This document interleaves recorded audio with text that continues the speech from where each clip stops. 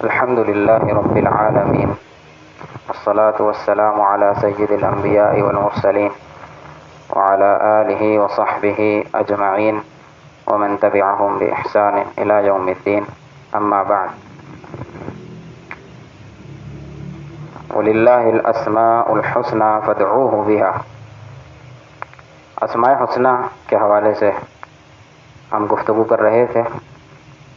آج جس نام کا ہم ذکر کریں گے اللہ تعالیٰ کے، وہ ہے الرحمن اور الرحیم. یہ دو نام ہیں، ایک ہے الرحمن، ایک ہے الرحیم. اور ان دونوں کے اندر اللہ تعالیٰ کی ایک صفت ہے، وہ ہے صفت رحمت.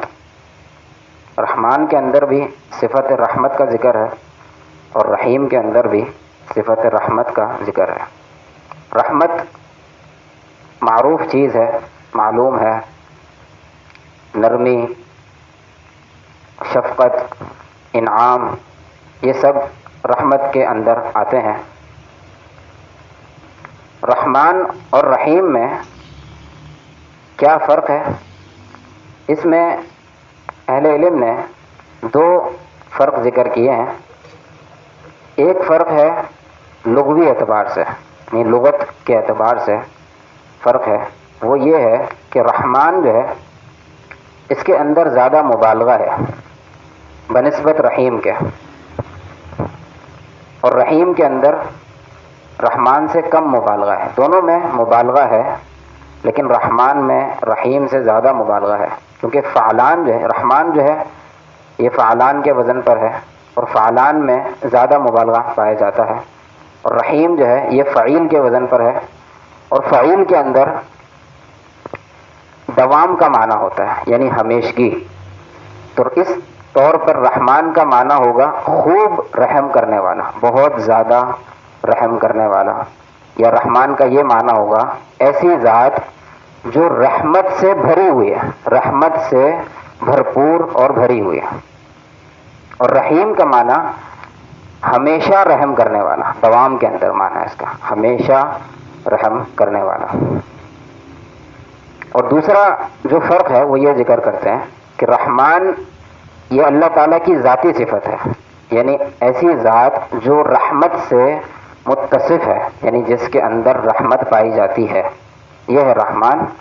اور رحیم کہتے ہیں ایسی ذات جس کی رحمت دوسروں تک منتقل ہوتی ہے، یعنی جس کی رحمت کا تعلق دوسروں کے ساتھ ہے. تو رحمان کا معنی ایسی ذات جو رحمت سے متصف ہے، اور رحیم کا معنی ایسی ذات جو دوسروں پر رحم کرتی ہے، یعنی یہ متعدی ہے. اس کی رحمت جو ہے وہ اس کی ذات کی حد تک نہیں ہے، بلکہ اس کا اثر جو ہے وہ دوسروں پر بھی ہوتا ہے اور دوسرے بھی اس کی رحمت سے مستفید ہوتے ہیں. اللہ تعالیٰ کی جو رحمت ہے، صفت رحمت، یہ بہت ہی عظیم اور بہت ہی وسیع اللہ تعالیٰ کی صفت ہے. اور اس صفت سے اس کائنات کا ذرہ ذرہ مستفید ہے. اس کائنات کا ذرہ ذرہ، ایک ایک چیز اللہ تعالیٰ کی رحمت سے وجود میں آئی ہے، اور اللہ تعالیٰ کی رحمت سے ہی وہ باقی ہے. اس کا وجود جو ہے وہ اللہ تعالیٰ کی رحمت پر منحصر ہے. اگر اللہ تعالیٰ کی رحمت نہ ہو تو اس کائنات کی کوئی چیز بھی باقی نہیں رہ سکتی ہے، کیونکہ ہر چیز کا وجود جو ہے وہ اللہ تعالیٰ کی رحمت کے ساتھ ہے. انسان کو آپ دیکھیں، انسان پورا کا پورا ہر لمحہ، ہر گھڑی اللہ تعالیٰ کی رحمت میں جی رہا ہے. ایک ایک سانس جو ہم لے رہے ہیں یہ اللہ تعالیٰ کی رحمت ہے. اگر اللہ تعالیٰ کی رحمت نہ ہو، یہ آکسیجن ختم ہو جائے تو لوگ ایک لمحے میں دم گھٹ کے مر جائیں، کسی کی سانس ہی نہ آئے. تو انسان کی بقا اور انسان کے علاوہ دیگر جتنی بھی مخلوقات ہیں ان سب کی بقا اور وجود یہ اللہ تعالیٰ کی رحمت کا مظہر ہے. قرآن پاک میں اللہ تعالیٰ کا فرمان ہے وَرَحْمَتِي وَسِعَتْ كُلَّ شَيْءٍ، کہ میری رحمت، اللہ تعالیٰ فرماتا ہے کہ میری رحمت جو ہے وہ ہر چیز پر مشتمل ہے، ہر چیز کو محیط ہے. اور دوسرے مقام پر فرمایا ربنا وسعت كل شيء رحمة وعلما، کہ اے ہمارے رب، یہ ایک دعا ہے قرآن مجید میں، ربنا وسعت کل شیء رحمتا وعلما، اے ہمارے رب تیری رحمت اور علم ہر چیز پر مشتمل ہے، ہر چیز کو محیط ہے، یعنی ہر وہ چیز اس کائنات میں کوئی ایسی چیز نہیں ہے جو اللہ تعالیٰ کے علم سے باہر ہو، کوئی ایسی کائنات میں کوئی ایسی چیز ہے جو اللہ تعالیٰ کے علم میں نہ ہو، بالکل اسی طرح کائنات کی کوئی چیز ایسی نہیں ہے جس پر اللہ کی رحمت نہ ہو۔ ربنا وسعت کل شیء رحمتا وعلما، رحمت اور علم دونوں اللہ اس کائنات کی ہر چیز پر محیط ہے، مشتمل ہے۔ تو اس رحمت جو ہے اللہ تعالیٰ کی، اس کے بے شمار مظاہر ہیں، بے شمار مظاہر ہیں کہ انسان بیماری سے صحتیاب ہو جاتا ہے، یہ اللہ تعالیٰ کی رحمت ہے۔ ایک چھوٹا سا بچہ جو اپنے بل بوتے پر کچھ بھی نہیں کر سکتا، اگر اس کو چھوڑ دیا جائے تو وہ زندہ بھی نہیں رہ سکتا، اللہ تعالیٰ کس طرح اس بچے کو پرورش دیتا ہے، بڑھاتا ہے، اور انسان اتنا بڑا انسان بن جاتا ہے۔ اور اگر جانور کا بچہ ہے تو اللہ تعالیٰ نے یہ رحمت لوگوں کے دلوں میں ڈال دی ہے، اللہ تعالیٰ نے لوگوں کے دلوں میں بھی یہ رحمت ڈال دی، جس کی وجہ سے لوگ ایک دوسرے پر رحم کرتے ہیں، ایک دوسرے پر شفقت کرتے ہیں، ایک دوسرے کے ساتھ نرمی کا معاملہ کرتے ہیں۔ یہ اللہ تعالیٰ کی عطا ہے۔ ایک حدیث میں اللہ کے نبی صلی اللہ علیہ وسلم نے فرمایا کہ اللہ تعالیٰ نے اپنی رحمت کے 100 حصے کیے ہیں، اللہ تعالیٰ نے اپنی رحمت کے 100 حصے کیے اور ان میں سے ایک حصہ زمین پر اتارا، ایک حصہ زمین پر اتارا جس کی وجہ سے لوگ ایک دوسرے پر رحم کرتے ہیں۔ وہ اس ایک حصے کی وجہ سے لوگ ایک دوسرے پر رحم کھاتے ہیں، نرمی کرتے ہیں، حتیٰ کہ اللہ کے نبی صلی اللہ علیہ وسلم نے فرمایا حتیٰ کہ جو وحشی جانور ہوتے ہیں، وحشی جانور بھی اپنے بچے پر رحم کرتا ہے، تبھی تو اس کا بچہ بڑا ہوتا ہے، ورنہ اگر وہ رحم نہ کرے تو اس کی نسل آگے کیسے چلے گی؟ تو ایک وحشی جانور بھی اپنے بچے پر رحم کرتا ہے۔ اور یہ جو چوپائے ہوتے ہیں، یہ حدیث کے الفاظ ہیں، جو چوپائے ہوتے ہیں یہ اپنے پاؤں کو کھڑا کر لیتا ہے، اٹھا لیتا ہے کہ اس ڈر سے کہ وہ اپنے بچے پر پاؤں نہ رکھ دے، یعنی یہ رحمت ہے، اس جانور کے اندر بھی اللہ تعالیٰ نے یہ رحمت رکھی ہے۔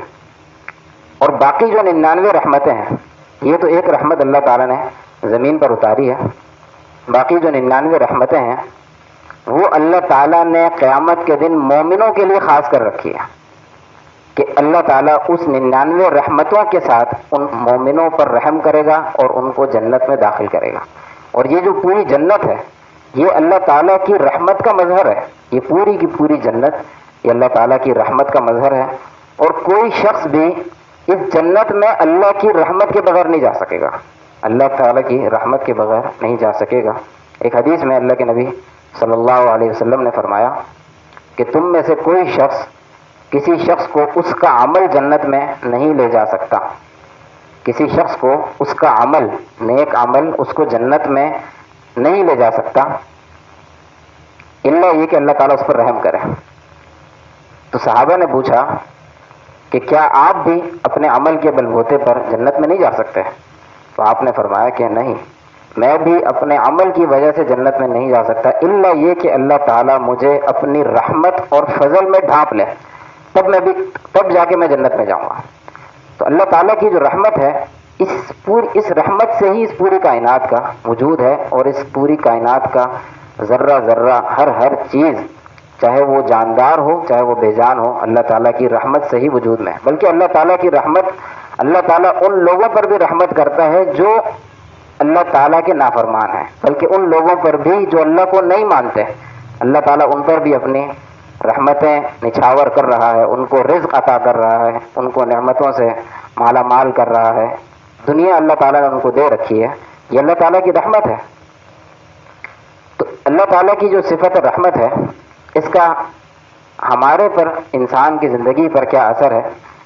سب سے پہلی بات تو یہ کہ انسان سب سے پہلے اس رحمت کو محسوس کرے، اس رحمت کو محسوس کرے کہ میں جو بھی کام کر رہا ہوں، جو بھی نعمت مجھے حاصل ہے، وہ اللہ تعالیٰ کی رحمت سے حاصل ہے۔ کیونکہ جتنی بھی نعمتیں انسان کے پاس میسر ہیں وہ سب کے سب اللہ تعالیٰ کی رحمت کا ایک مظہر ہے. بلکہ قرآن مجید کی ایک صورت ہے سورۃ الرحمن.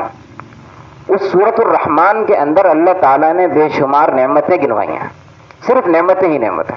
اور پھر ہر آیات کے بعد اللہ تعالیٰ یہ فرماتا ہے کہ فَبِأَيِّ آلَاءِ رَبِّكُمَا تُكَذِّبَانِ. یہ سورۃ الرحمن ہے. یہ پوری سورۃ الرحمن کے اندر جتنی بھی نعمتیں ہیں سب اللہ تعالیٰ کی رحمت کا مظہر ہے. اس لیے اس کا نام سورۃ الرحمن ہے کہ جتنی بھی نعمتیں انسان جس سے مستفید ہو رہا ہے وہ سب اللہ تعالیٰ کی رحمت کا مظہر ہے.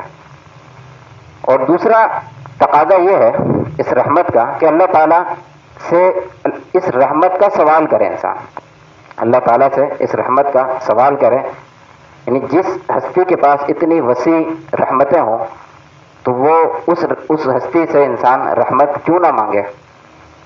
اور جو شخص اللہ تعالیٰ کی رحمت سے محروم ہو جائے وہ ایک عظیم چیز سے محروم ہو گیا. کیونکہ اللہ تعالیٰ کی جو رحمت ہے وہ اللہ تعالیٰ کے غضب پر بھاری ہے. ایک حدیث میں اللہ کے نبی صلی اللہ علیہ وسلم اللہ تعالیٰ نے حدیث قدسی ہے کہ ان رحمتی سبقت غضبی، کہ میری رحمت جو ہے وہ میرے غصے پر سبقت لے گئی ہے. کہ اللہ تعالیٰ کی جو رحمت ہے وہ پہلے آتی ہے. بلکہ انسان جب گناہ کرتا ہے تو اللہ تعالیٰ فوراً نہیں پکڑتا اس کو. اللہ تعالیٰ اس کے ساتھ رحم کا معاملہ کرتا ہے، اس کو مہلت دیتا ہے کہ انسان لوٹ آئے. فوراً اللہ تعالیٰ پکڑ نہیں کرتا اس کی کہ اللہ تعالیٰ کی رحمت جو ہے وہ اللہ کے غصے پر سبقت لے گئی ہے. تو اللہ تعالیٰ انسان کو مہلت دیتا ہے. اور اگر اللہ تعالیٰ لوگوں کو ان کے گناہوں کی وجہ سے پکڑنا شروع کر دے تو اس زمین پر انسان تو کیا جانور بھی کوئی نہ بچے.